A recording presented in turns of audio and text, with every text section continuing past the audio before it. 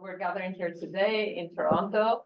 That is the traditional land of the Anishinaabe, the Haudenosaunee, and the Mississauga tribes. And it's the dish with one spoon territory, although I'm learning the one spoon part is contested, but it is really nice to keep the idea of the one dish. So we're sharing in the natural resources of this land, all of us, and we have a responsibility to cater, to care for them. And we have a moral responsibility towards the generations that came before us, Indigenous peoples, but all the settlers that came to this land, and also responsibility towards generations to come. I want to acknowledge that I'm also an uninvited guest, a settler in this land. I came to Canada not very long ago, and I'm also grappling with my responsibility in terms of truth and reconciliation, which is a really not easy spot to be when you study migration. So you study people going to places and their rights rather than thinking of the rights of Indigenous peoples. But I guess that's part of our responsibility.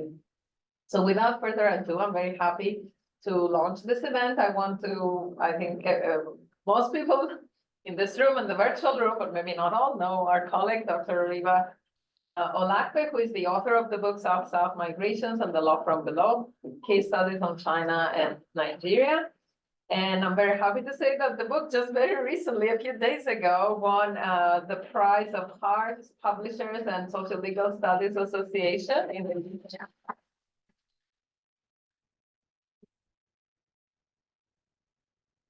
and then we're very happy for this recognition, and it is great. We had actually, it was perfect timing because we had planned this book launch a few months ago. And I'm very happy, and I want to thank Dr. Uchen Waba, who is an assistant professor at Lincoln Alexander School of Law and a colleague of ours, for accepting to be the discussant of the book and hopefully reading it through.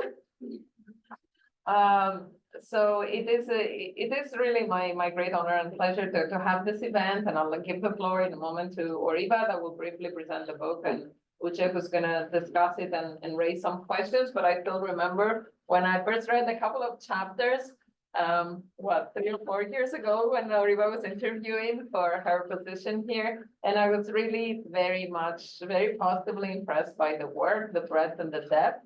And even if I'm not a legal scholar, I could very well see implications of the third world, the TWAIL third world approach to international law for sociology, which is my field.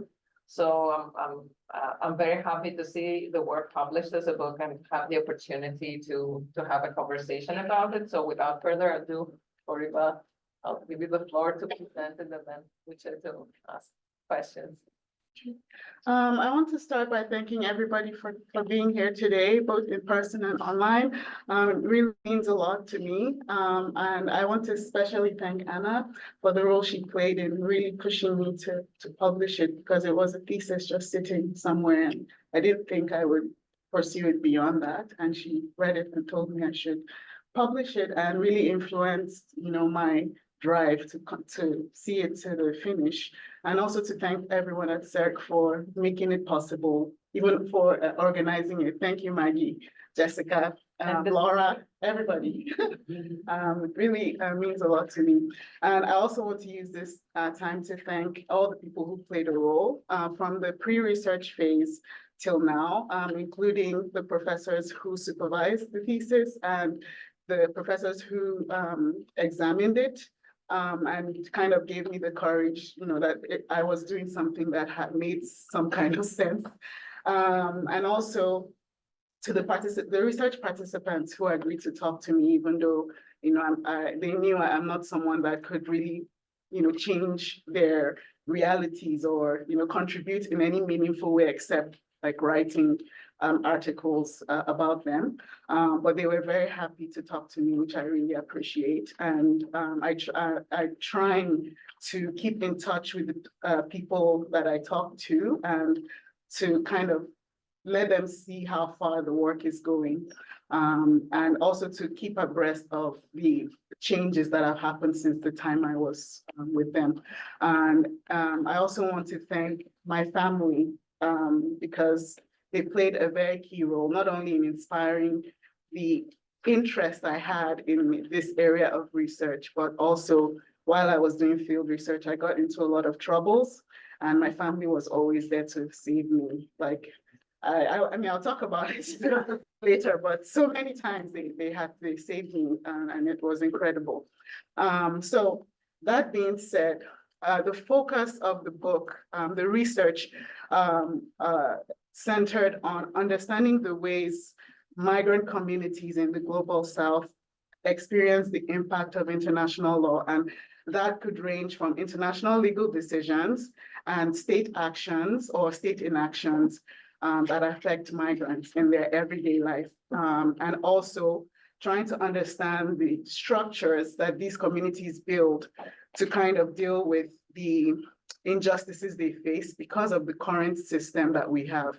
We have a system that discriminates against people who are not citizens, people who are stateless, people who, you know, don't have documents per se. And these people are forced to create their own ways of addressing the injustices that happen in their everyday life. And they create both political and legal structures to deal with these things. So that's the main focus of the research. But in addition, I was also interested in seeing how certain states were dealing with new migration challenges. Like, that's why, you know, the case study of China doesn't really have a history of dealing with refugees or asylum seekers or undocumented migrants from certain parts of the world, like the African continent, and how China is kind of addressing that challenge. And you have the second case study that deals, I to understand how Nigeria is dealing with a group of people that have moved because of a loss of a territory into Nigeria, and Nigeria's approach to this group of people, whether they are being, they're able to accord these people the same rights as Nigerian citizens. And, you know, so that's the general idea behind the book. In terms of the, as I said before, the inspiration really came from my family. And I want to read like a short excerpt from the book. So just the first couple of paragraphs in the introductory chapter, because it really captures like what inspired me and why it was so fascinating to me. I'll start with two quotes from two of my two interviews, one in China and one in Nigeria. So the first one is a quote from one of the leaders of the community in Nigeria that had to move from Bakassi Peninsula, because there's a very long history, and I can't really go into that right now because of time, but the people in that peninsula lost their rights in the territory because the International Court of Justice decided that the territory belonged to Cameroon, which is Nigeria's neighbor, because in, you know, the long history of colonialism, that territory passed between different colonial powers, and Cameroon's claim to the territory was based on the treaties between those colonial powers, whereas Nigeria's claim to the territory was more about cultural, historical links to the king and the kingdom in that territory. But the court said, your history, your culture is not more, you know, it's not enough evidence. The treaty is evident. A colonial treaty is more evidence than historical cultural ties. So when that peninsula shifted to Cameroon, the people there had to decide whether they want to become Cameroonian, whether they want to have residence permits, you know, and pay tax, or whether they want to leave. And a lot of people left. I think the UN estimated 100,000 people left, which is a lot. But that this first quote comes from someone who I talked to while I was in field research. And he said, nobody cares about our struggles, even though we gave up our rights to placate Nigeria, Cameroon, and the international community to ensure there is peace in West Africa. We legitimized the UN system and international law and set precedents and created history on the implementation of an International Court of Justice judgment. But because we do not bear arms, we are ignored. And one day our goodwill will expire. And this is what he said in 2016 when I was there. And the next quote is from someone in the migrant community in China, talking about the structures they have built in China to cope with the approach in China towards people of that community. And he said, the Nigerian community here contributes money to pay for the tickets of Nigerians who overstay to return home. The community has judges that settles issues between us, the community doing the job of the embassy, because the embassy doesn't care. The former ambassador caused a lot of problems for us, and he wanted to dissolve our community. He created so many issues and destroyed the structures that have taken so long to build here. Nobody knows how hard it has been to build this community and all the work we have been doing, nor the progress we have made. And the common thread in these two quotes is just how the state and the laws are really ruining people's, daily lives. And basically, people have to come up with strategies to deal with these issues. And then I'll just read, the first couple of paragraphs from the book about what inspired, my interest in this two case studies. As a child raised in the Niger Delta region of Nigeria, I often heard about the Bakassi Peninsula and the dispute between Cameroon and Nigeria from my father. He spoke about the Bakassi people and how their lives were upended by a distant court in a place called The Hague. So I grew up hearing The Hague. And I used to wonder, what is this place? And in my master's, during my master's, we actually went there on an excursion. We went to all the international courts to see, what they look like, their processes. And I went there and I was like, this is where they made that decision. Like, this is just, there's no connection between the people here and the people there. So how will they make decisions that kind of reflect the interests of the people, somewhere far away? But as I grew older, I noticed more news reports in Nigeria about Bakassi people, and the stories mostly focused on their displacement and abandonment. And these stories never made it to international news networks, and I often wondered why. And the discussions with my father sparked my interest in international law. It was the reason why I said, this is what I want to study. And I find it very interesting. I want to really understand why they came to this decision. So I pursued a degree in international law, and during my master's training in Geneva, we actually studied the case. And I was expecting that we would talk about the people, and what about them in pre-colonial times, and what about them in post-colonial time. But nothing of that was discussed. We just discussed, the law, basically what the court said and why the court said it. And that was the end. We didn't really talk about any of that. So in the class, I just remember feeling very disconnected with the conversation that we were having in class, because it was so, black and white. This is what the law said. This is why the law said it. Finished. Nobody cares about what happened after.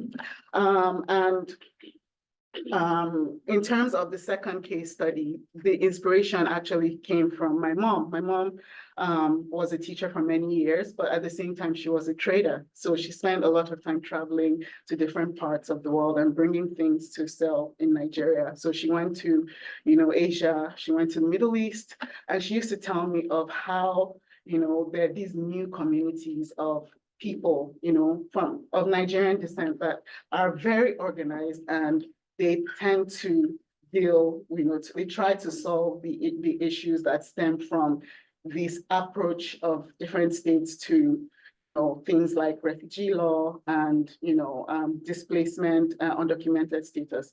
And she introduced me to traders she had met during her journeys.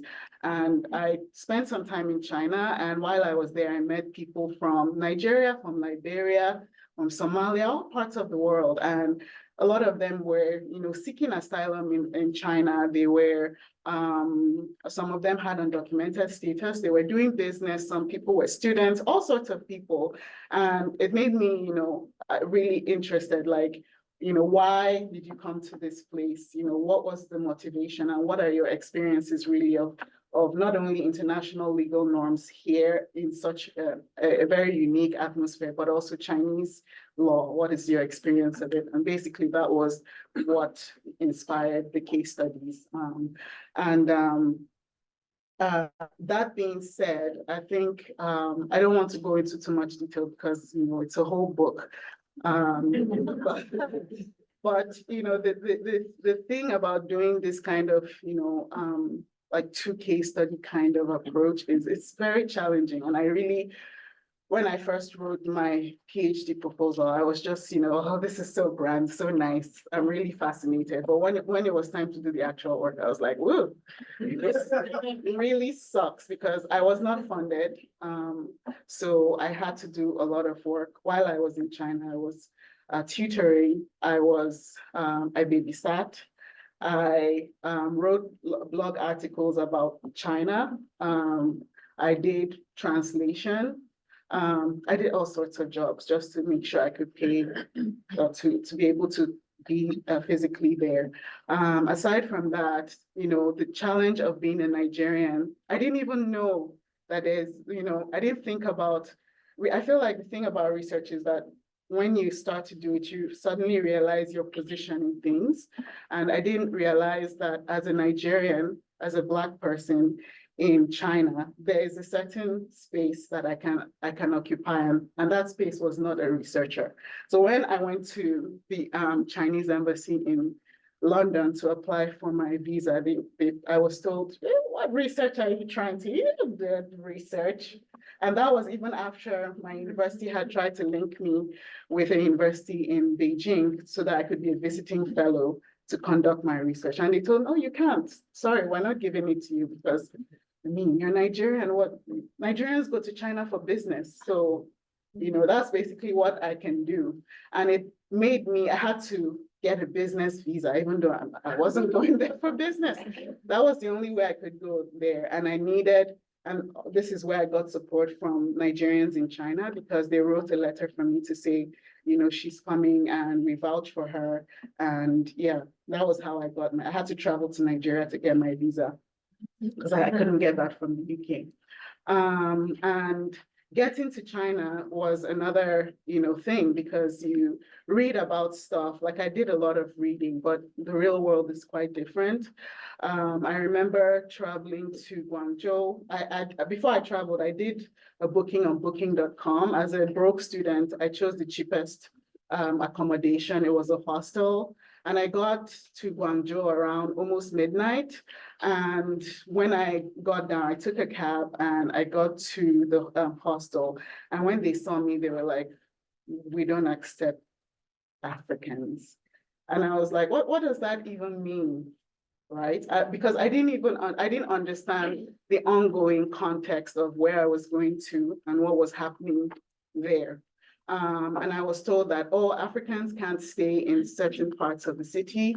You have to go and look for where you will be accepted. So I went to all the places around asking, and they all told me, we don't accept Africans here. You have to go to, a place that does. I had to call my mom back in Nigeria and ask her, please, do you know someone that can find me this special place where we can stay, because I'm stranded in the middle of nowhere and I need somewhere to, stay for at least the night. So someone, again, from Nigerian community came to me and took me to a hotel.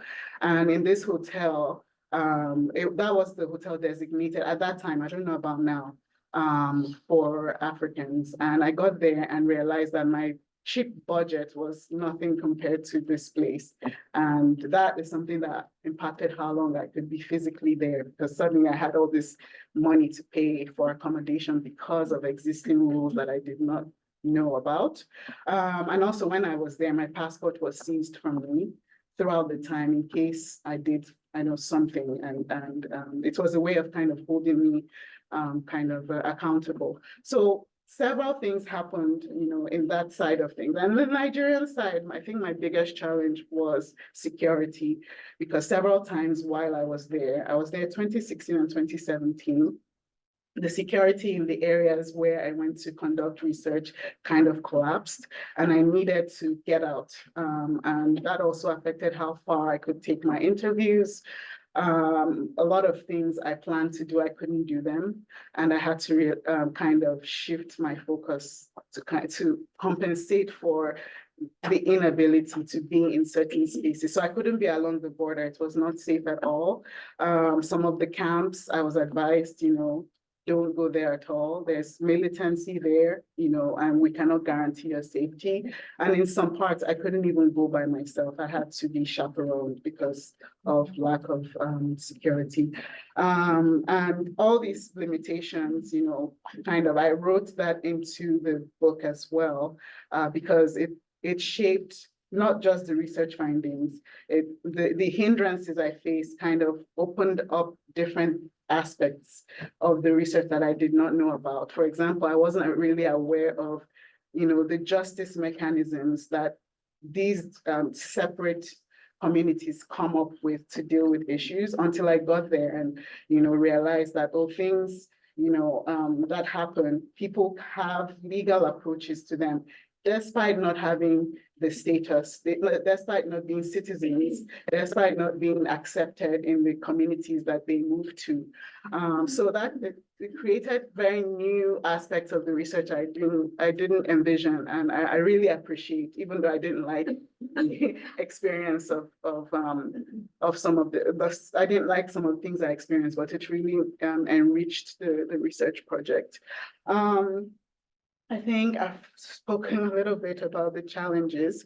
I'll just talk briefly about what I want readers to take away from the book. And one of the key things is that people without status or documentation, whatever you want to call it, which we tend to think about them in terms of their status. You know, either they have it or they don't.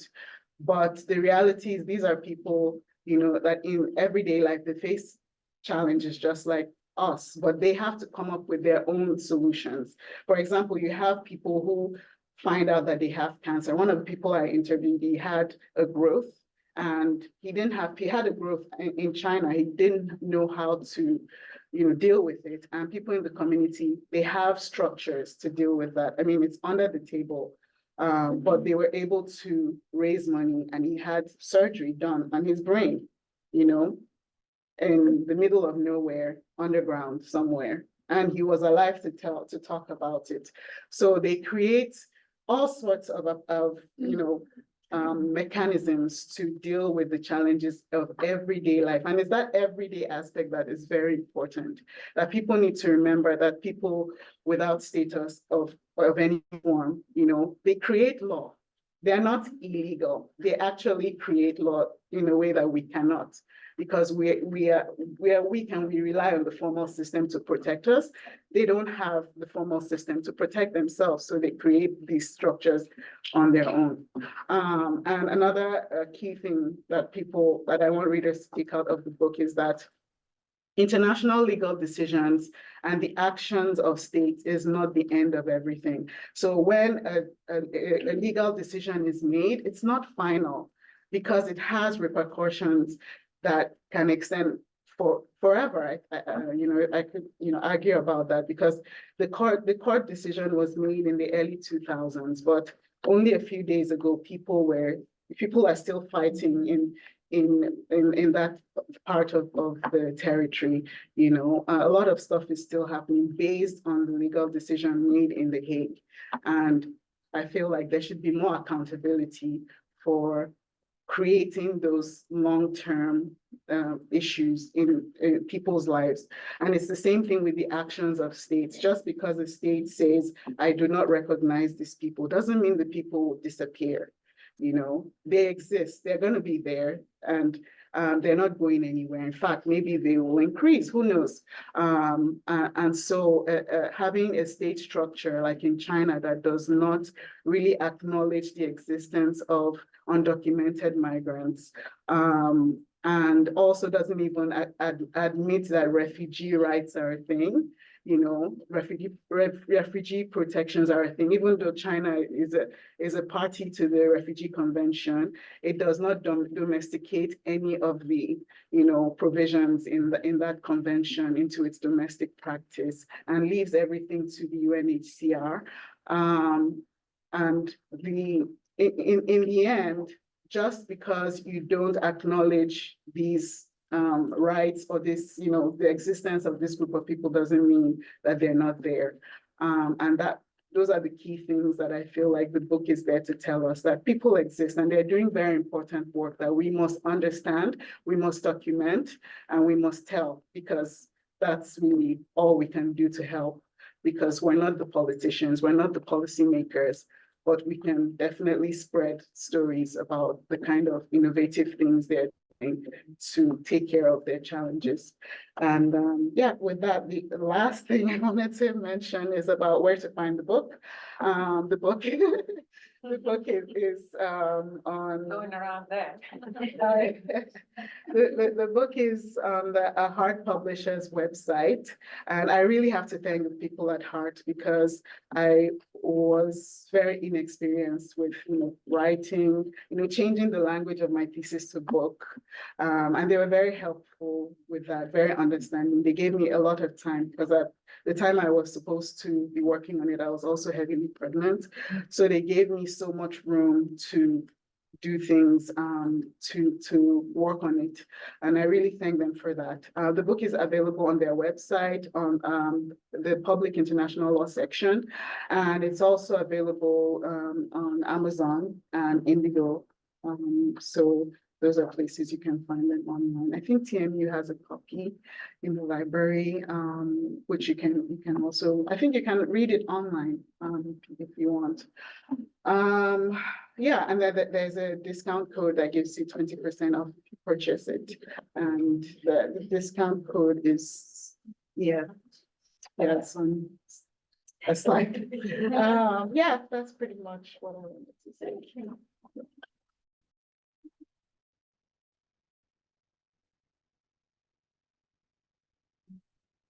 Thank you very much. I want to say a massive thank you to, first of all, the invitation to discuss this book. I received a random email, and what came out of it is this very delightful excursion into the world that the author Oreva has created. I'll begin my comments or my remarks about the book by saying that every once in a while, a story comes along that needs to be written. One of those stories is the very famous story, Things Fall Apart by Chinua Achebe. By Achebe's account, he says he was just a conduit to write that story. The story was going to be written at some point, whether by him or someone else. I elevate this book to that status, to say that this is a story that was waiting to be written.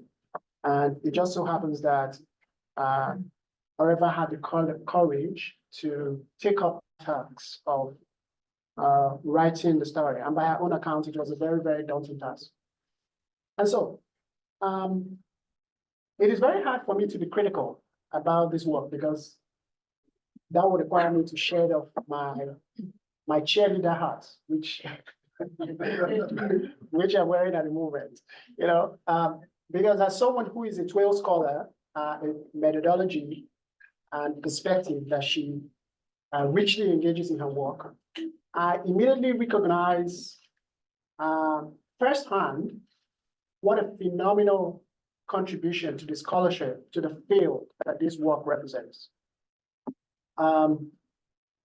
TWAIL work has for a very long time been engaged in the struggle to center the subaltern in international deliberations, in conversations about the law and how the law is produced and where the law travels. In my scholarship, I have engaged with that activity. And every TWAIL scholar is engaged in that activity of centering the subaltern voice, bringing in the unrepresented voice, the voices that are missing from the table. Now, what Oreva has done, why it is a very important contribution to the TWAIL movement, is because she is not just bringing her voice to the conversation. She is bringing a story to the table. She is bringing an account that, but for this book, would not have been heard, would not have been told. Today, we are sitting in this room discussing the Bakassi Peninsula and informal groups in China on account of this work that she has produced. This is what TWAIL set out to do. By having this conversation in this very room, we are centering the unheard voices of the third world. And that, for me, is a significant win for TWAIL work. Now, reading through the book, I was thinking through how do I talk about the book in a way that is critical and scholarly and doesn't betray my excitement, so that you can see what I'm saying with some measure of objectivity. And so what I settled for was to take a very to step back from the narrative and explain to you why this is an important narrative and why we should take what she's saying very seriously. And so I have detached myself from the granular of what she has written in her work, and I have sought to draw large-scale perspectives for us to appreciate. And so the first thing I want to talk about is framed by this idea: narrative matters. Who is telling the story? How they are telling it? Why they are telling it? And when they are telling it? Now, if I pick up on the first point, who's telling the story? Oreva does a very good job of establishing her positionality. I think that the very things that made it very difficult for her to undertake the study is also the very thing that gives her a legitimacy to talk about what she has written. Because very often in TWAIL scholarship, we often bristle at attempts by outsiders to tell the story of our people, because we are often reminded, when that happens, we're often reminded of the colonial encounter and the ongoing post-colonial encounter, where power structures take a position without consulting the individuals that are affected by that position. And we see that, of course, obviously, from the ICJ judgment that she talked about. Reading through the book, you'll discover that the Bakassi people were not consulted before the decision was taken to court, when the decision was being deliberated by the court, and after the decision was passed by the court. No one thought it necessary to sit down with them and say, oh, this is something that is going to impact on you, and this is what we're trying to do about it. That conversation will take place. And so when you see that, it reminds you of how the colonial encounter started. It was essentially a group of adventurers from Europe who looking for ways to expand economic opportunities for their populace. And I love the fact that in the book, Oreva terms this migration, okay? Rather than colonialism, she says it was a form of migration, and which is essentially a migration in search of economic opportunities. And so when you present it that way, you are reclaiming the power of the narrative. And so these individuals arrived at your shores without invitation, coerced you into signing agreements you did not need, and then turn around to change the character and orientation of what they have signed with you and tell you that now they are now in charge of governing your affairs. And so you begin to see that this lack of consultation of the subjects of the story, this lack of engagement with the subjects of the story, is one of the key things that TWAIL scholarship is trying to resist. So who is telling the story really matters. How they are telling the story. Oreva does a very good job of drawing you into the narrative. Even if you are an unbeliever, even if you do not believe in what TWAIL stands for, you cannot resist the human story that is behind her account. The story of listening to her dad talk about the Bakassi experience. reminds you of any story that takes place in any family context, in any part of the world. And so you hear that, you see that, and you find immediately a point of connection, a shared humanity that makes you immediately tune into what she's about to say. And then before long, you find that you are being carried along on a journey you did not bargain for, but you cannot resist because it is such a compelling story. And so how the story is being told matters a great deal. Chimamanda Adichie, a very foremost renowned Nigerian scholar who has taken up the mantle of Chinua Achebe, she talks about the danger of the single story in one of her TED Talks. And she says that when you start a story from secondly, you miss an important part of the narrative that sets the context. Because the first part of that story gives you everything you need to know about the perspective. So perspective on how the story is being told is critical to the work we do in TWAIL. Why is the story being told? Again, you see from the work that Oreva does not set out to promote some sort of ideology about the good, glorious days of colonialism, or why civilization of the uncivilized global south is the white man's border. As we see in so many narratives that are produced by people who do not have the legitimacy to tell the story. As a matter of fact, if you go back to the history of literary engagements and scholarship, you will find that one of the motivations that propelled even a movement like the TWAIL approaches to international law is because some people sat down and bristled with dissatisfaction at the fact that their history, their lived reality, their experience, their encounter with the law was being mischaracterized. I give you an example. Chinua Achebe wrote the very seminal Things Fall Apart because he read someone's account, a white man's account of his people. And it was like, this is false, this is inaccurate. If this man can write such a terribly written story, I'm sure I can do better. And he set out to tell his story in a way that was authentic. And so Things Fall Apart does not set out to glorify local culture or traditions of Africanism. It presents it in all of its raw forms so that you're left to draw conclusions you want to draw from it. And that is what Oreva does. She succeeds in presenting the story the way it is. She does not color it with any sort of ideology. All the tools, the methodological approaches she deploys are all in service of making sure that the story is told.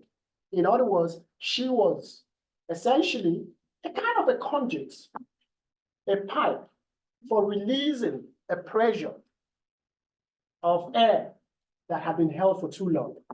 Use that metaphor to explain how she does this work very effectively.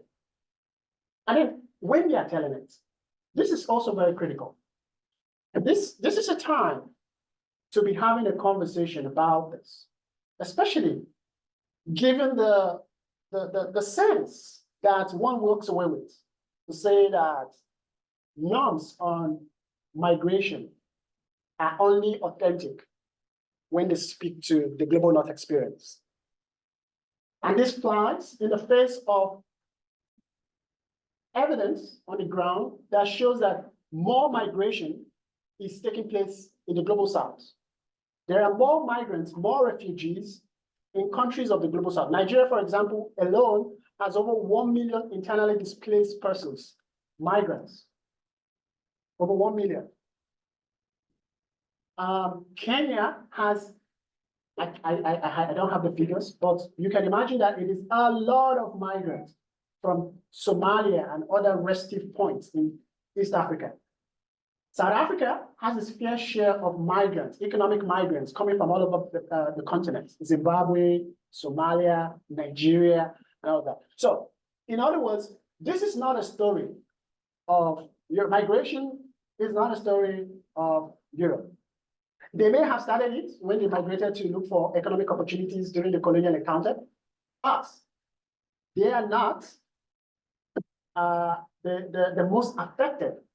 And so the fact that refugee law started in response to the effort to resettle displaced Europeans after the Second World War, and the fact that the character and orientation of refugee law continues to serve the interests of the European states, and the securitization of migration continues to be in response to perceived over migration, speaks to the fact that we need an account to be told that challenges this orthodoxy. And so to that extent, this is a very important contribution. And so Oreva's use of TWAIL speaks to a second point I want to quickly touch on, which is TWAIL reclaiming the narrative. She sets out to reclaim the narrative in the way I have just listed out. I've drawn your attention to why it is important to engage in this sort of work. And she does so with a level of sophistication that is ahead of the time. And you can see that Oreva does not just sit down with the orthodoxy or the usual way of doing TWAIL work, of challenging the histories.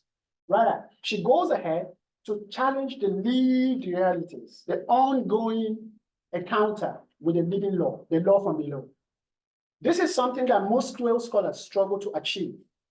And she achieves it with such ease and effortlessness that it belies the dauntiness of the task.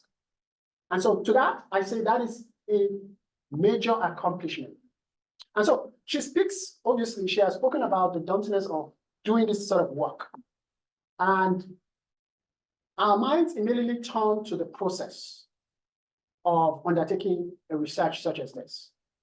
The very fact of the dauntiness of doing this sort of research speaks to the subordination of third world voices, third world stories, third world encounters. That in itself is a site for TWAIL scholarship. In fact, I would be encouraging someone else to take up the task of researching on doing TWAIL research, because exploring what is unique about someone who sets out to do this kind of research and someone who sets out to do a research that is more mainstream is something that would richly benefit critical scholarship. Now, I think one of the most critical contributions that we can take out of this work is how Oreva's book makes us make sense of the mundane and the senseless.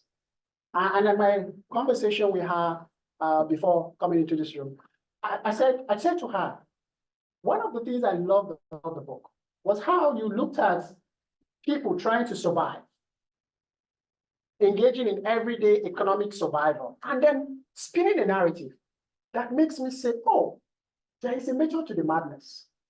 And that is what her book does. She takes, for example, the Bakassi story. How does one justify the fact that an international court located in a country no one has heard about sits down one day and decides that your way of life is no longer legal under international law, that you should be uprooted and displaced from the way you have always done things. You should give up your vocation as fishermen and begin to take up work as manual farmers or pretty much slave farmers in other people's land. It does not make sense, because the very nature of international law doctrine is one that pretends to privilege sovereignty, self-determination, the rights of people to determine how they are to be, if indeed one of the fundamental pillars of norms espoused under the Universal Declaration of Human Rights. How then does an international court justify a perspective that says that a treaty that was signed by unwelcome interlopers should be the basis for determining the right and claim or historical right and claim to land of the Bakassi people. And so it tells you that the more things change, the more they remain the same. What do I mean? This is not the first time that international law has adopted such an approach. The colonial project itself was premised on such a strategy. Australia was colonized on the basis of a legal fiction called terra nullius. The British said that Australia was uninhabited territory, that the Aboriginal population who were residing in Australia before the British came were flora and fauna, plants and animals. In fact, it was not until the 60s that the indigenous population of Australia attained personhood under the Constitution. And of course, I don't know how many of you have been following the news. Last year, there was a vote, there was a referendum of sorts to give indigenous people in Australia more say in national governance. It failed. And so, in spite of all of the progress we say we have made in international law, in spite of all of the important meetings and agreements and conventions that have been agreed to and ratified, and important UK meetings in Geneva and New York, we are still using the same strategy that was used to oppress and suppress people, to reproduce oppression and suppression. And so, through Oreva's account, we're able to look at this occurrence and begin to put it in context and say, oh, this is not just a random decision from the International Court of Justice. This is actually international law acting the way it has been designed to act, to subordinate third world peoples and strengthen power structures of the global north. And the very fact that it was based on a principle of international law that says that the colonial territories you hold should be the basis of your territory, makes this even more reinforced as the case. And so the other thing I take out of this is that informal justice mechanisms and the actors behind those mechanisms are actually producing norms. They are, to borrow from the work of Finemore and Seking, they are norm entrepreneurs.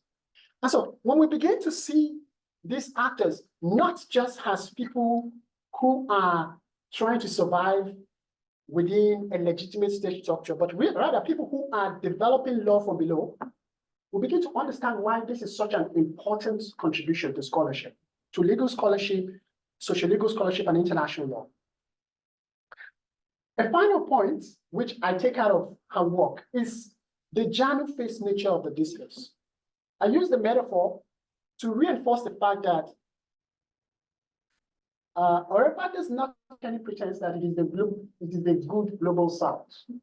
Okay, we see how within the global south, the very same structures and institutional structures and norms and asymmetries that are produced by those structures and norms continue to be deployed whenever it suits the case to produce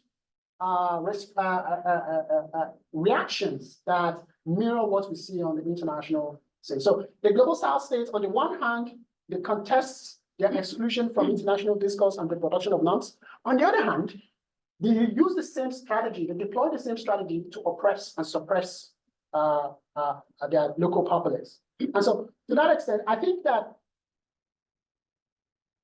what we take out by having the bravery to put that in, we are automatically convinced of her objectivity, that she is not here to serve a particular agenda in the process of doing scholarly research. And so let me end with two questions for Oreva. First, how do you hope your work can shape or energize the field going forward? And then my second question is, I almost sensed a dissatisfaction with the current character and orientation of the TWAIL field, with a focus on histories, which you note in your work, without sufficient engagement with the law from below. in terms of the living law, how it is produced, what is happening on the ground. Is there any truth to this perception? Thank you.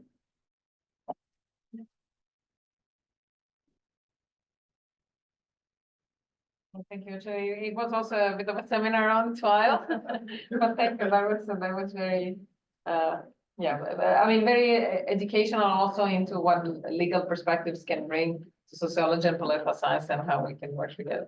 But I guess you have the challenge to respond to his question. To the first question about what I hope, how I hope it will impact the field, I think it's more of a methodological impact I wanted to have, because I feel like we write a lot about other people in our work. So we sit down, we do our readings and we write about them without actually actively engaging with them. And because of that, because we don't engage with them where they are, there are many aspects of their lives that we kind of miss out on. Like as I was saying that I didn't know anything about the structures within those communities. I just wanted to, like my original intention was just to learn about the ways, the impact of international law is, shaping their lives. But I didn't really know that within the communities, there are so many mechanisms set in place to deal with the inadequacies of law. And that was only possible because I decided to use a methodology that allowed me to do that. So I could have just looked at Nigerian laws, Cameroonian laws, and said, this is what the law is saying about this people's status and where they fit in these two countries. Or I can only look at Chinese law and Chinese approach to refugee and undocumented forms of migration and come up with a conclusion. But if I don't talk to the communities that are actually experiencing the impact of these positions, then there are many things I'll miss out on. So it's a methodological kind of impact I hope to have. I hope that there will be more studies on the law from below, because it's really it's how people cope with the inadequate gaps in law, because law is not perfect. And law can be very harsh. The impact can be very discriminatory because it's very, cut and dry. So it's very important to understand the nuances that exist through the lived experiences of the communities that we are studying. And to the second question about the problem with history, I don't really have a problem with history, but I find that there's a lot of stuff that is happening now. And the now, to me, is more important.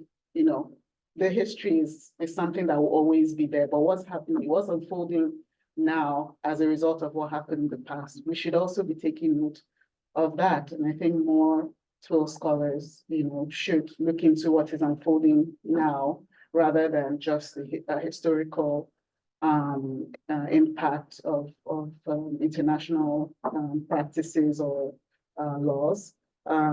Because we're living in the now. So that's basically a very simple answer to the question. Thank you very much. Thank you both. I'd like to open the floor for discussion, for comments, questions. I can have a break or Just like, what is the size of the population in China? Like, do you have any idea?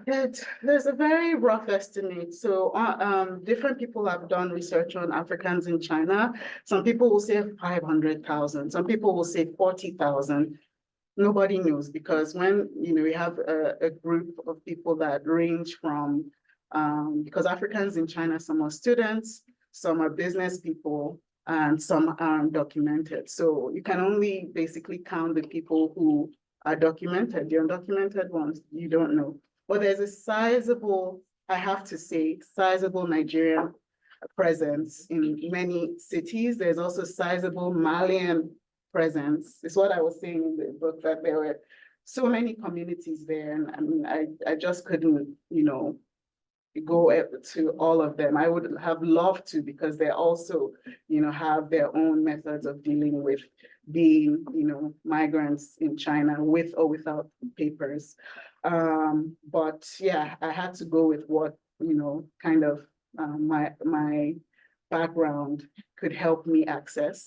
But yeah, there's so many different communities. There are people from Syria, Afghanistan, Pakistan, all sorts of communities seeking asylum in China, or living in other cities like Guangzhou.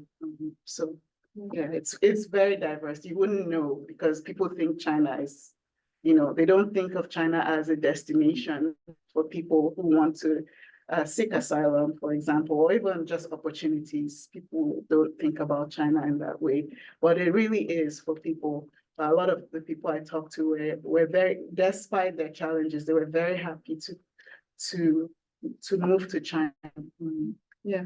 So Thank you. May I suggest that we take a few questions together, and feel free also to answer our distinguished guests here. I have in my list Harry, Aya, Jussi, Marsha. So, Harry, go ahead.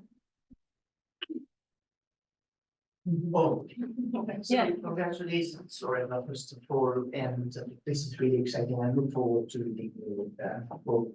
And from what you said in your fieldwork in China, I mean, from what you describe, it sounds to me like the apartheid that Mahatma Gandhi faced in South Africa. Right? Your seizure of your passport, and you were not even allowed to live in a hotel. So I just wonder how, this experience of yours, right at the beginning of your work in China, impacted your trajectory in terms of your fieldwork, and how it impacted your work as a whole. And just related to these, are there just a single category of Nigerian migrants, just asylum seekers, or other categories like workers, or do they have different experiences, different stories to tell? Or if you could say something. yeah, sure. Thank you, Harry. I'll gather a few more. Okay. I was just gonna say a comment. I was going to say, first of all, congratulations to Oreva, and we're very proud of her here. And I was just going to make a comment on the very category that is being researched here, illegal migrants or undocumented migrants. They're often a very hard segment of population to research on, because they have extensively taken measures to evade, detection and so on. And that is where, like, Oreva's extensive knowledge and utilization of her positionality enabled her to access that community, and to be able to conduct the research as well as she did. And I think, if anything, as you said earlier, it would be great to see that her book open up avenues to conduct more research on the impact of, the local laws in China on undocumented migrants, and how that could be perhaps modeled as a head start to investigate how, the lack of comprehensive refugee protection laws and asylum seeker protection laws in the global South could be implemented to better accommodate the needs of migrants living in the gaps. So. Thank you, Harry. We need students like you. Jussi. Hey, Oreva, thank you so much for sharing your work and congratulations. Probably I have told you about how I first got to know your work through Anna. When Anna first came to TMU in 2019, and she right away mentioned, because I'm originally from Guangzhou, and she mentioned to me your work in Guangzhou, and that was fascinating to me. I was so thrilled to. We're probably not here yet. So thrilled to read those stories captured in your PhD dissertation. I'm so sorry that the terrible experience you had in Guangzhou or in other cities in China, which is in fact that's the reality. That's the racial discrimination. There's a long history of racial discrimination against people from other cultural groups from other developing countries, and even though Chinese people also has been suffer from the discrimination themselves, but this kind of like the tensions exist for such a long time. And then whenever I went back to China to Guangzhou, I know in the area, the enclave, the African entrepreneurs and business people, undocumented business people tend to concentrate in the Xiaobei, Liuhua area, in those enclaves, but it's a taboo. It's a taboo. It's so sensitive. Even we got some of the anecdotes from the journalists, some stories captured from those people, and maybe even through some of the, like, say, talents who rent out the space from the landlord, the local landlords, and through that connection, the journalists tap into those stories. But it's really anecdotal, really piecemeal, but also very fragmented because of the language, the cultural language barriers, and the local journalists that can't really capture the story. So you did such an amazing work to tell us these untold stories that have been existing for decades. And since even before I came to Canada 4 years ago, and I know people existed long ago in those areas, in those enclaves, but they are not allowed to access to spaces across the city. They can only concentrate in Xiaobei, Liuhua areas. And it's really saddening to see that happens every day in your own city, right? In your home city. So I feel really like your work is so amazing to reveal these untold stories. I also, like, based on my limited knowledge of the community, the African entrepreneur community in Guangzhou, I know there's this constant tension between the law enforcement workers, not so much about the neighbors in the community, right? That their neighbors, local community members, they tend to be quite, like, some of the people, the locals, friendly to this documented or legal business people. But it's the law enforcement workers, and what happened during the COVID time was devastating. At least half, like I was told there were 500,000 undocumented, documented entrepreneurs from Africa concentrating in Guangzhou. But during the pandemic, half of them got displaced and they got kicked out, or they got criminalized or accused of bringing in virus to the local community. So it's really unfair, injustice. But then the law enforcement workers, they are the kind of like the frontline workers, always, yeah, like taking up the tension and having the fight, and then displacing people, and through their abuse of our power they have. So have you, in your research experiences, have you encountered this kind of engagement with these workers? They are the gatekeepers, they are the people who have the power, but they abuse about their power. It's not so much about the national policy makers.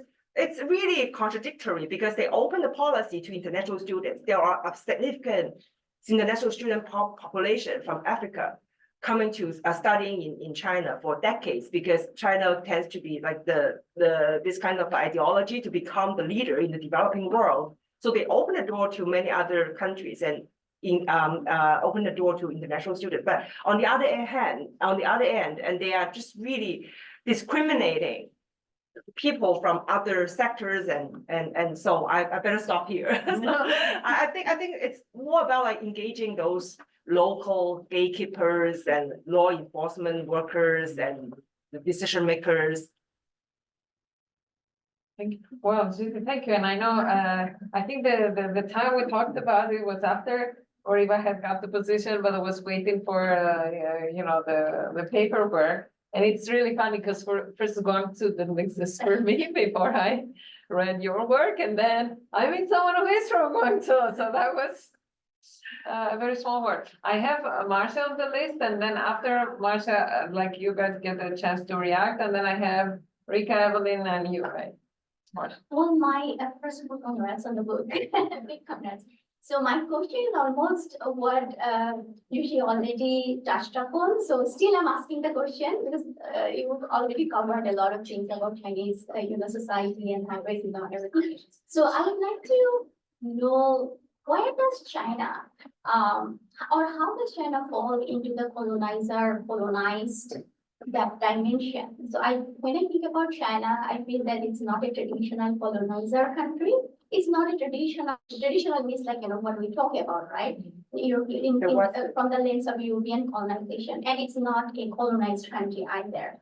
So the discrimination, the marginalization of, let's say, migrants and specifically Nigerian migrants, or the experiences that you personally had there, like, African specific hotels and all this stuff, from where this is coming up?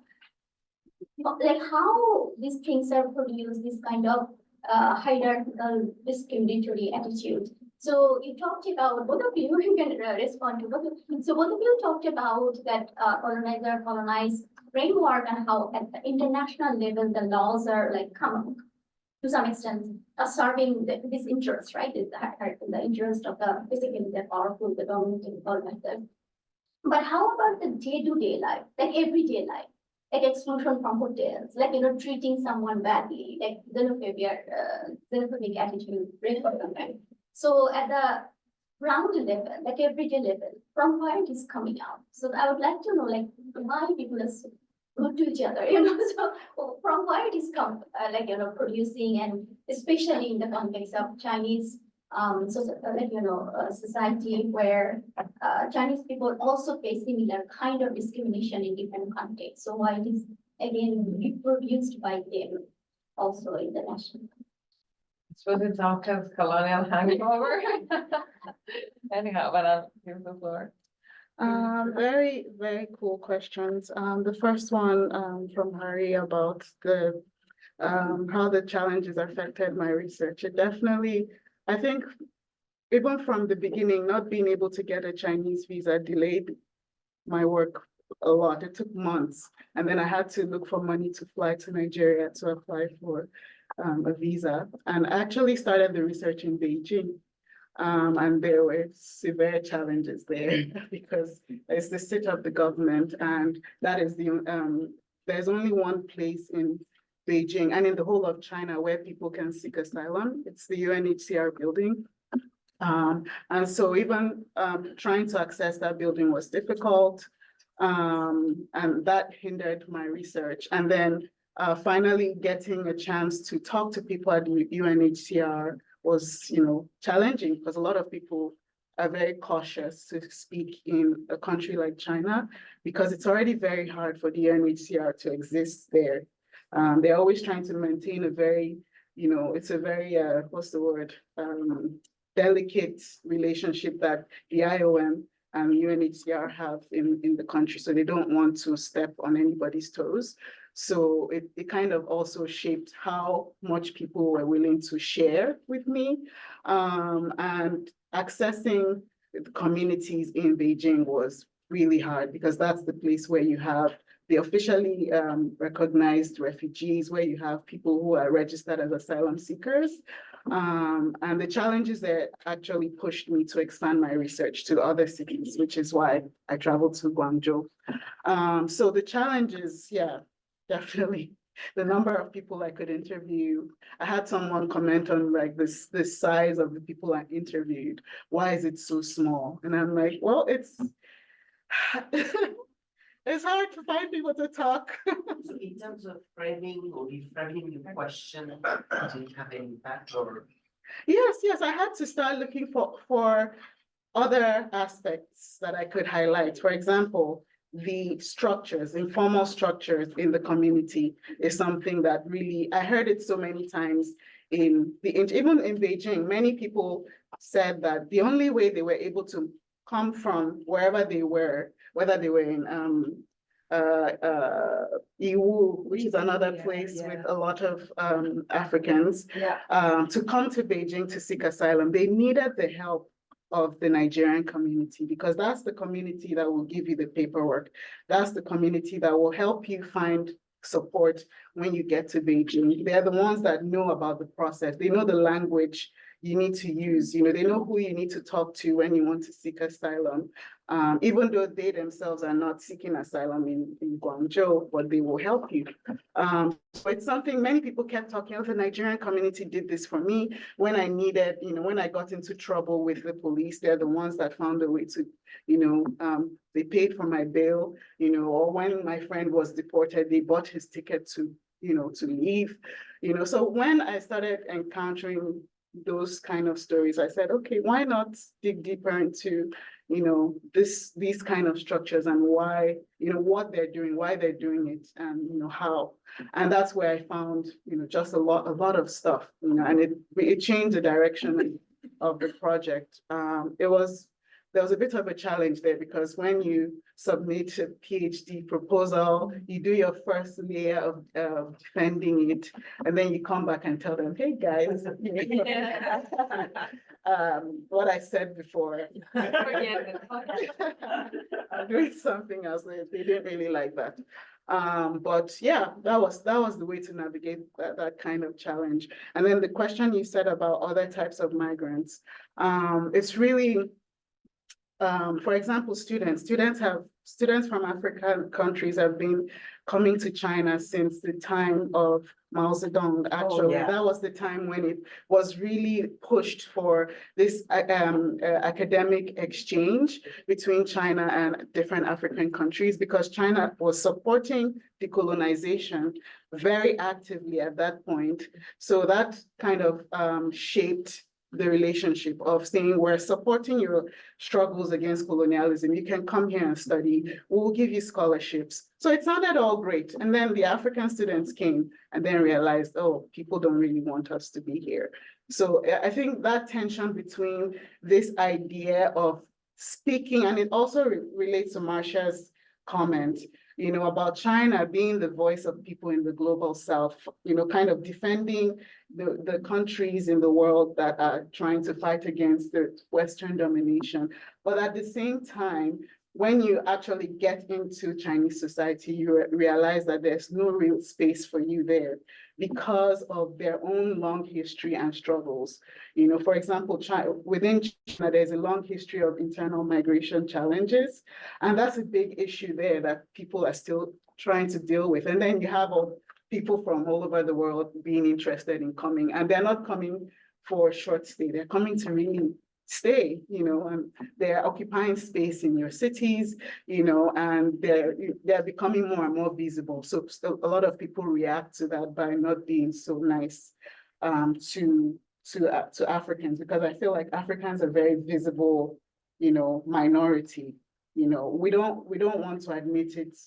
At least the Chinese people I talked to, they didn't want to admit that the reason why they're so they don't want to accept, this new kind of community building up is because they struggle with, this idea that you can come from outside and, I had someone actually say that one of the reasons they feel like Africans, you're physically different, you're culturally different, you don't share anything in common. So they feel like there will be this clash. That's what they say. But I feel like it's something that is more related to China's own internal long history of, kind of limitations on how people can migrate, you know, and where people can go within the country. And it shapes how they treat people who, you know, are coming from outside. And going back to that question of other types of migrants, there are several, you know, there are people who are there teaching in university, there are students, all sorts of people, and they have the same experience as those who are undocumented. Might not be as bad because undocumented status really makes your experience like as, you know, it's the worst, I would say, because you can't access healthcare, you can't go to school. If you have children, your children may not be able to go to school. But all of them have that shared experience of racism. People don't like to admit that that is really a problem, but it is if you are targeting a specific group of people because of how they look in comparison to your own, right? And we saw that during the pandemic where Africans were singled out and blamed for spreading the virus, something that was all over the world, killing everybody somehow. You know, in some cities, they're like, oh, it's just African people that are doing it. But we know it's not true because, you know, COVID was not something that, you know, selected by your race. So yeah, that's really, there's a shared experience among all the different types of migrants from Africa in China. But of course, those with undocumented status have the worst experiences. And then to the question from Azishi about the abuse of power, I read an article and I made reference to it about this in Guangzhou specifically. The paper was trying to explain why there was this ongoing institutionalization of anti-Black, you know, racism in the approaches of the police. And the explanation the person gave was that there were these campaigns, police campaigns, where having such a visible, you know, minority as, you know, like showing the people in Guangzhou that we're really addressing this problem of this physical minority in the city. We're controlling it and making sure it doesn't spiral out of control. There was a lot of funding put towards that by the police. So there was suddenly in the 2000s, there was all these campaigns, you know, arresting people with undocumented status and trying to prove to people in the city that they're really doing their work. And then there was also this thing of, you know, attaching benefits to people who, like, for example, officers who make more arrests, they get more benefits. So there was an incentive for them to target, you know, Africans without status because there is a benefit for you. And there was also benefit for locals, just regular locals. For example, if you, there's actually a law that said if you, the number of Africans you report for not having undocumented status, you get this amount of money. So it really, you know, that negativity you're talking about, there's a legal, you know, backing of it, and there's also policy backing of it, where people, you know, because of what the law is saying and because of the policy, there's a benefit by being hostile to African migrants. So that's part of that. And then, yeah, Marsha's question about where the discrimination is coming from, even though there was not colonialism. I touched on it a little bit, but this idea of, and it's also what, you know, at the national level in China, there's this idea of, you know, promoting Sino-African partnerships in, you know, investment, business and development. So at that level, it sounds very nice. You know, they talk about, there's this language of mutualism, you know, having shared benefits, you know, and also standing together against this global north. But those at the high level, those things sound nice because it's diplomats talking. You know, on the ground, it's a different thing where, you know, you have a group of people taking over parts of the city that people, they believe those are the, like, for example, in Guangzhou, it's like the oldest parts of the city. Yeah, like very central, very central parts of the city are the places where Africans are located. So people are like, you know, why? You know, please. So that at the local level, that's where the discrimination is coming from, but you don't really hear that language at the national level. And in China's engagement with African countries, there's really no discussion about, this problem at the local level. And it was only actually the pandemic that forced, the Chinese government to say something, because it was so bad, where you have even, students, all sorts of people were being kicked out by their landlords because you're African, you're spreading the virus, get out. Or You know. in other countries, people are saying you are Chinese. Yeah, it's very, I feel like that's the thing that pandemics or epidemics do, is it really brings out this really bad. It's the same thing during the Ebola pandemic. Even in places where there was no threat of Ebola, people were being treated poorly and blamed. Even in China, like in one of my interviews, someone was saying that around the time Ebola happened, a lot of people did not want to see Africans around because they're like, oh, you people are spreading Ebola here. Meanwhile, it was something that was very localized, in West Africa at that time. So yeah, the discrimination is something that is really at the local level, but you don't hear about it, when the Chinese government is interacting with African governments at the higher level. Mindful of time, and we are. So I asked Jessica if she could be the co-chair and briefly mention any questions or comments from the chat, and then I would like to ask, Rika, Evelyn, and you may be a little brief, and you, so we can take another 5-10 minutes, 10 minutes, and. So first of all, just many congratulatory messages to your book publication, which is well deserved, of course. So the one question that I'll relay is from Ibrahim, I believe, and he asked, thank you so much, Oreva, for this unique approach to understanding migration. Can you please comment on how the formal law in both Nigeria and China inspire or in a way impact these migration laws from below? Is there any evidence that these laws from below will eventually get recognized by the formal system and adopted as part of inclusion strategy? That's a very good question. That's okay. A couple that I think are just. Okay, thank you very much. So I have Rika, Evelyn, and you. So, Oreva, congratulations. Last week we were talking about you just flying to the UK and you had some visa problems there, but then it pales comparison to, your whole account on how you went about, your visa problems going to China. So, but it's very inspiring for young scholars like most of us, and I mean us that, it's very much saying me that I'm a fan of yours. I even, we did the plug when I presented in Melbourne. I'm like, we're presenting on decentering migration knowledge, and I said, I'm very proud to say my colleague Oreva is, working on the Africans in China, and working on the Asians in China. So it was very much like, we were just very proud, and we now we want to be like you as well. At the same time, and examining the positionality as well.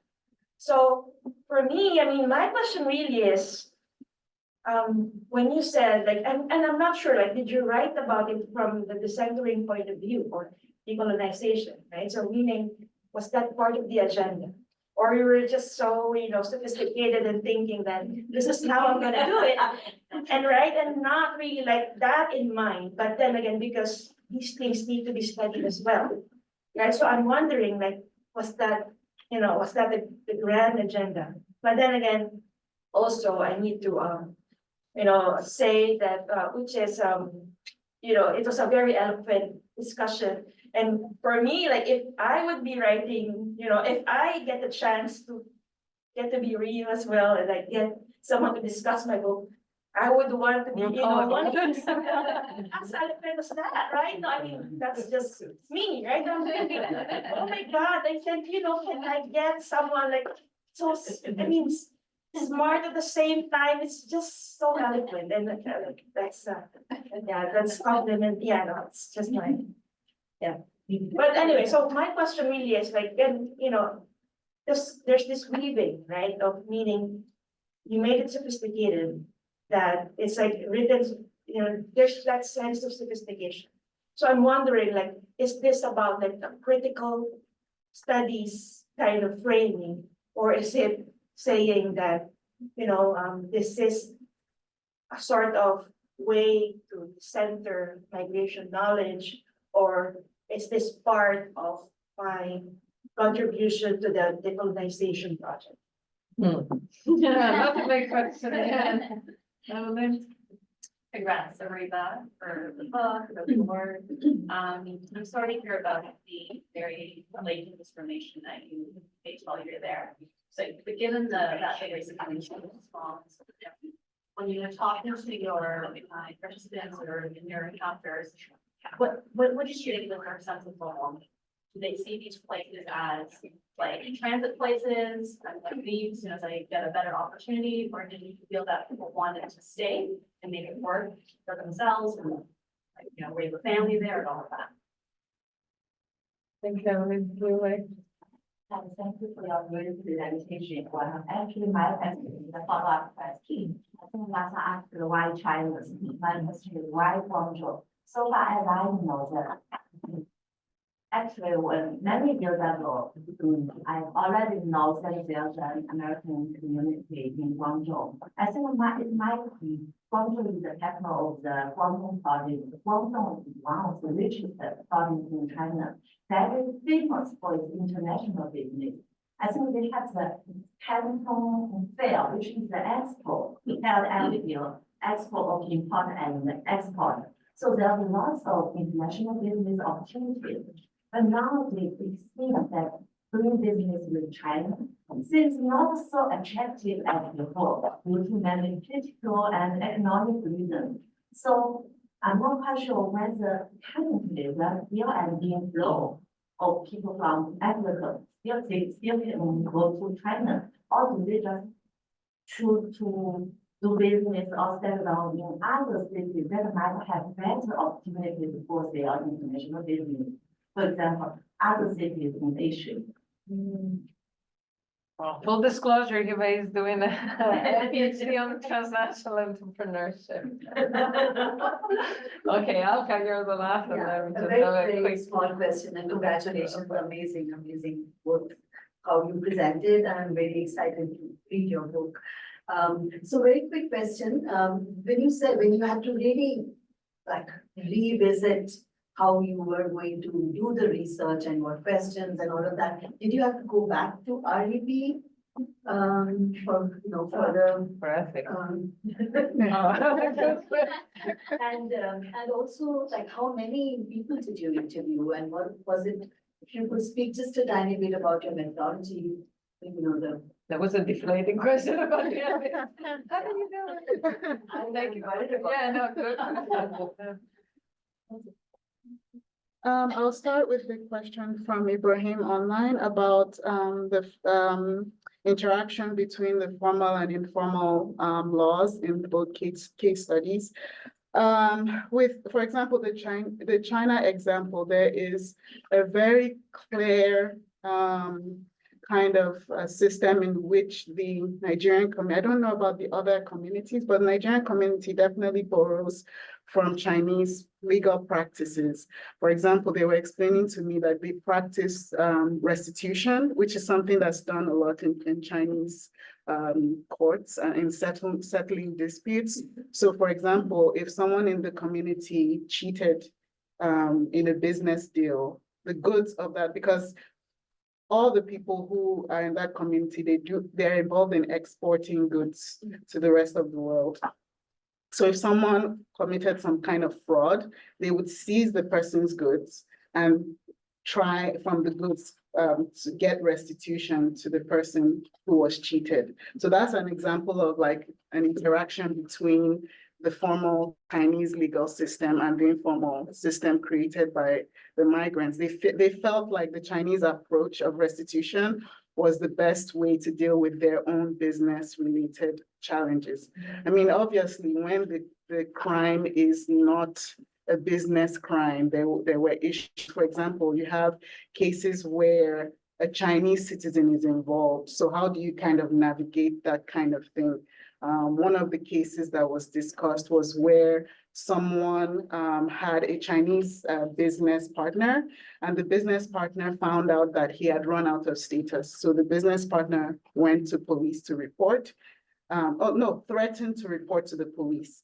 And to settle that person from going to the police, he had to find, the funds to do that. And he had to rely on the community to help him with that. So in that kind of case, there's no restitution. It's kind of a way of kind of paying off someone to allow you to continue existing and living in that space.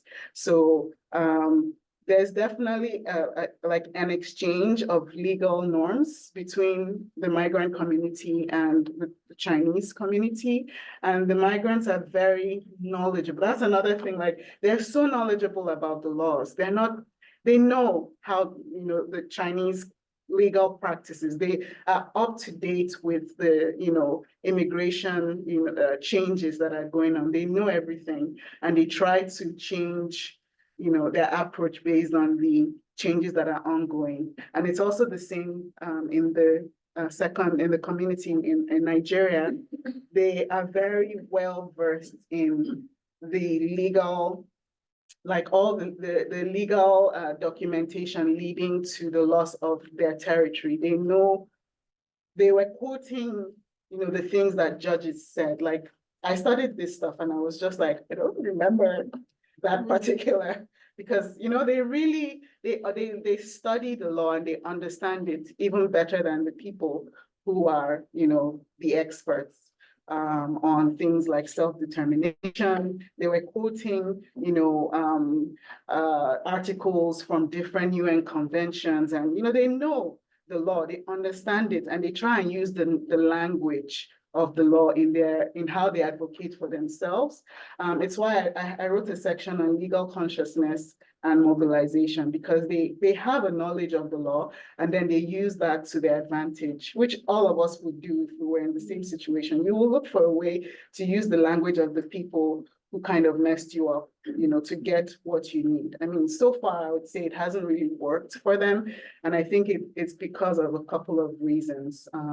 They're not as successful as the ones in China, because the ones in China have a lot of money, right? They may be undocumented, but they're very wealthy. And because they're very wealthy, they can address a lot of issues, on their own. But the ones in Nigeria are kind of the opposite in terms of, their economic status. They're really, struggling. They're not able to practice, the professions they have done for maybe hundreds of years, because on the peninsula, they used to fish and they used to catch shrimp, and they were free to move between the other kingdoms in the region for several, maybe hundreds of years, we don't know.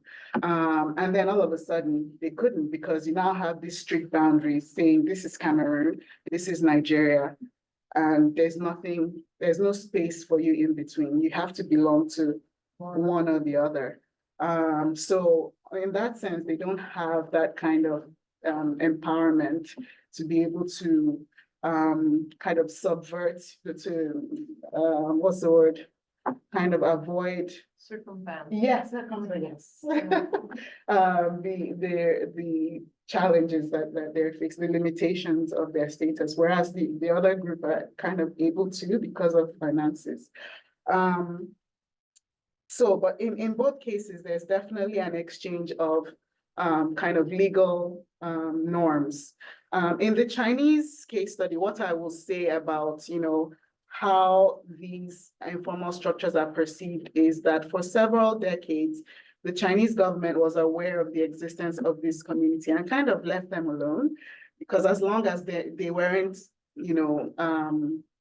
doing anything really bad, they were left to their own devices. But once the Chinese public started, making, calling for action, asking the government to do things, that's when they now started taking a more proactive, stance, to reduce the visibility of the group. So you would argue that, and I used, there's a scholar called Forsyth, and she wrote about different scales of informality and formality, like how, formal structures kind of mingle with informal structures. You have extremes where it's not recognized, it's not accepted. And China is kind of in between because they allow the communities to exist, to do their business. A lot of these communities pay tax even though they don't have documents. So the city is actually profiting from their presence. So they allow them to exist. But when there is a public outcry, they have to show the public that they're doing something to, kind of address the issue. And that's when they will do, they will do on this police raids and arrest people and things like that, is to really convince people that they're, taking care of whatever challenges. In terms of Rika's question about the framing of the research, I mean, I borrowed from so many people's ideas, I didn't really use the word decolonization at all, because I wasn't really focusing. If I have to talk about decolonization, I have to talk about the colonial, what happened in that period. And I didn't really focus on that because I wanted to focus on the impact of law in the everyday lives of migrants. So I tried to focus on and to use methodologies that allowed me to do that, even though it's supposed to be a law-focused thesis. And that's why I used the third world approaches to international law, because in order to speak about the global South and how law is impacting them, you have to employ methods that allow you to do that, which, is kind of, I had to use like social legal tools. I had to, instead of looking at statutes and rules and laws, I was getting that, conclusions about the law from people's accounts. So I wouldn't say there was a grand, no, I just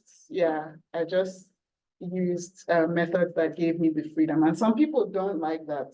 I had comments say that, oh, this is in the legal space, this is a lot of, you're listening too much to what people have to say.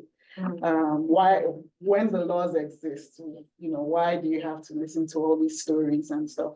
But the law exists in the stories as well, because that's where it's actually from people's lived experience. You will know, the problems, the gaps, and that's where you can start discussing how to change things. It's from the actual, how law kind of plays in everyday life, rather than just looking at what some court said somewhere. So yeah, I didn't have any grand ideology. And then the question from Evelyn about whether people want to stay. A lot of the people I talked to, they really wanted to, despite their bad experiences.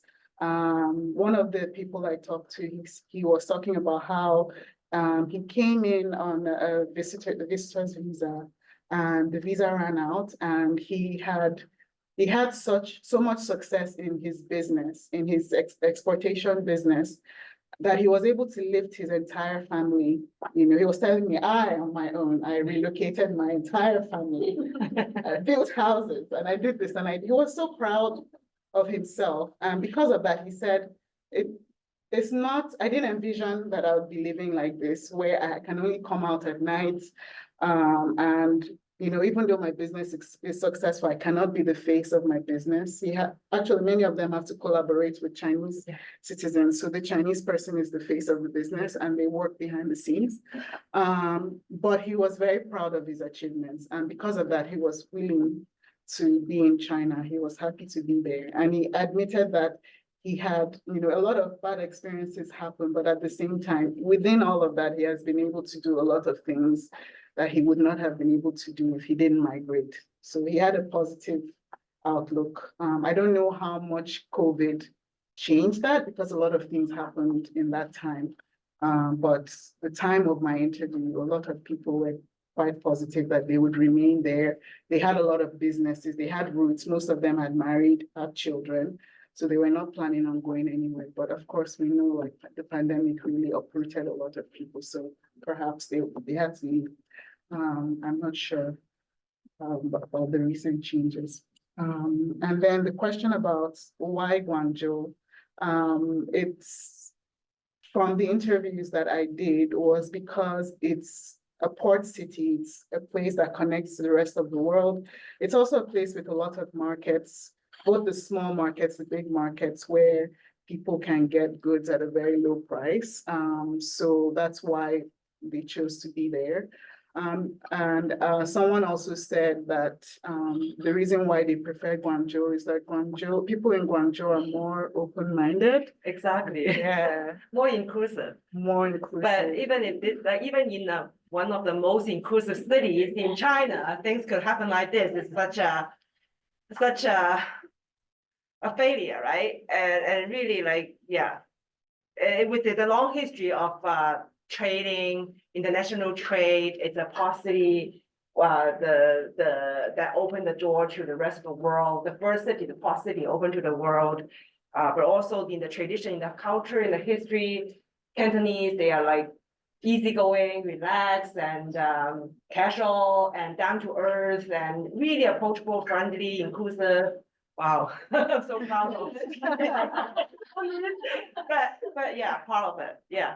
Yeah, so that's why Guangzhou is, it felt like it's the most open place they can do business than other parts of the country. Again, I don't know how COVID has changed that. I haven't been there, after COVID happened, so I'm not really sure the changes that have happened, but they were quite happy to be in Guangzhou despite all the challenges. And then the question about RAB. Thankfully, I did my PhD in the UK, and their way of addressing the ethics is kind of different. You don't have to go through this extensive ethics process the way it is, in North America. In my university, you will have a training, and you will kind of explain your ethical concerns and the ways you plan on addressing them. And that's basically it.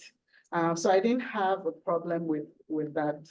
My problem was I had to kind of rethink my theoretical arguments. I had to rewrite, so it was more of, I had to change my theoretical approach. I had to kind of expand the arguments I was making. Rewriting things was the challenge. And a lot of the people, the people kind of examining the thesis weren't so happy that, you have to come back, and because it's more work basically.